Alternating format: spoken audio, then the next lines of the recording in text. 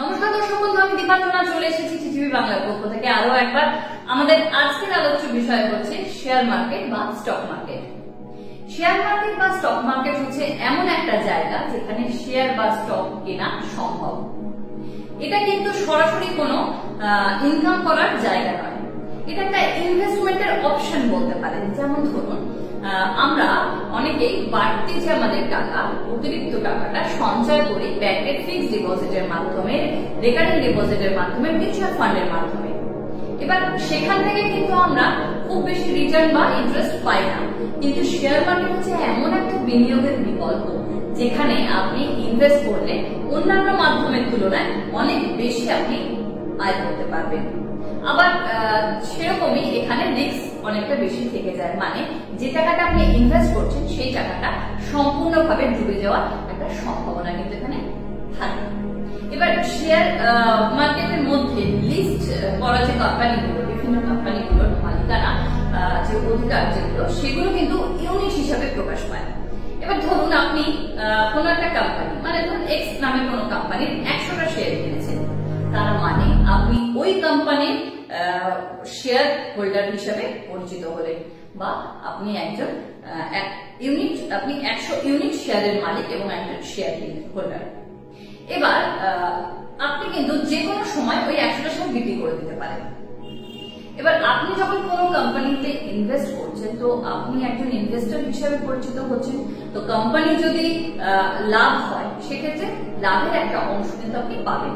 ঠিক সেইভাবে কোম্পানি যদি লসে রান করে বা কোনো কারণে দুর্দশায় পড়ে, সেক্ষেত্রে কিন্তু পুরো টাকাটা আপনার ডুবে যাওয়ার সম্ভাবনা থাকছে, মানে আপনিও কিন্তু সাথে সাথে লসে রান করছেন। এবার তার মানে লাভ এবং লোকসান পুরোটাই নির্ভর করছে কোম্পানিগুলোর পারফরমেন্স এবং উন্নতির উপরে। প্রত্যেকটা বড় দেশে একটা করে স্টক এক্সচেঞ্জ থাকে, এবার যেখানে এই শেয়ার কেনা বেচাগুলো করা সম্ভব হয়।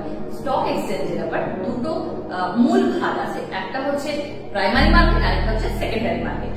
এবার শেয়ার মার্কেট কাজ করছে ডিমান্ড আর সাপ্লাইয়ের উপর নির্ভর করে, বাজারের চাপের উপরে স্টকের নির্ভর করে থাকে।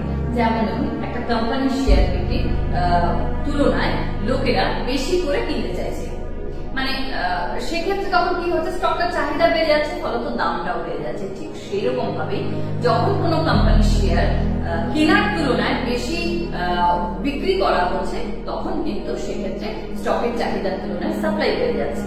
মানে চাহিদার তুলনায় যখনই সাপ্লাই বেড়ে যায়, সেই প্রোডাক্টের দাম কিন্তু অবশ্যই কমে আসে। আগে শেয়ার বাজারে টাকা বিনিয়োগ করা বা শেয়ার কেনা বেচা করাটা কিন্তু ভীষণ ঝামেলার বিষয় ছিল।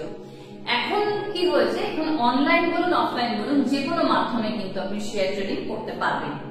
শেয়ার মার্কেট থেকে শেয়ার কেনার জন্য সবচাইতে আগে আপনাদের যেটা প্রয়োজন, সেটা হচ্ছে একটা ডিম্যাট অ্যাকাউন্টের।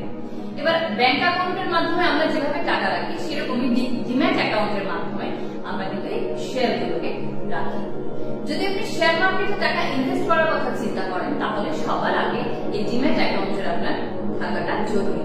এবার অনলাইন এবং অফলাইনে বিভিন্ন স্টক ব্রোকাররা থাকেন, যাদের মাধ্যমে আমরা এই ডিম্যাট অ্যাকাউন্ট তৈরি করতে পারি। ভারতে মূলত দুটি স্টক এক্সচেঞ্জ রয়েছে, একটা হচ্ছে বোম্বে স্টক এক্সচেঞ্জ আর একটা হচ্ছে ন্যাশনাল স্টক এক্সচেঞ্জ। এখানে শেয়ারগুলো কিন্তু ট্রেডিং করা হয়। স্টক ব্রোকাররা এই স্টক এক্সচেঞ্জের সদস্য হন এবং এর মাধ্যমে আমরা মার্কেটে ট্রেডিং করতে পারি। আমরা সরাসরি কিন্তু স্টক মার্কেটে গিয়ে শেয়ার কিনতে পারবো না। সর্বপ্রথম কোন স্টক ব্রোকারের সঙ্গে যোগাযোগ করতে হবে, ডকুমেন্ট দিয়ে একটা ডিম্যাট অ্যাকাউন্ট তৈরি করতে হবে, তারপরে কিন্তু আপনি সহজে শেয়ার কেনা বা বেচা করতে পারবেন, মানে ট্রেডিং করতে পারবেন। আর এই পর্যন্ত দর্শক বন্ধু কেমন লাগলো অবশ্যই জানাবেন। আবার আসবো অন্য কোনো দিন অন্য কোনো বিষয় নিয়ে। ততক্ষণের জন্য